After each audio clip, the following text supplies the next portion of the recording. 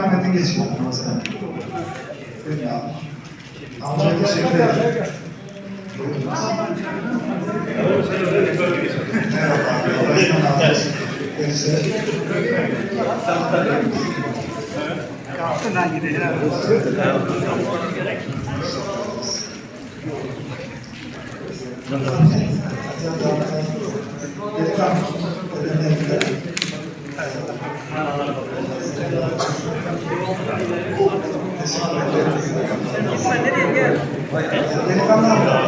Hayırlı bayram olsun.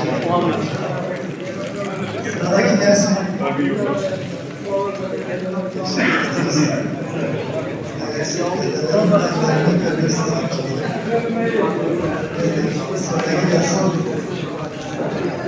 Sağ olun, teşekkür ederiz. Alttakiler de bekliyoruz. Bundan alttakileri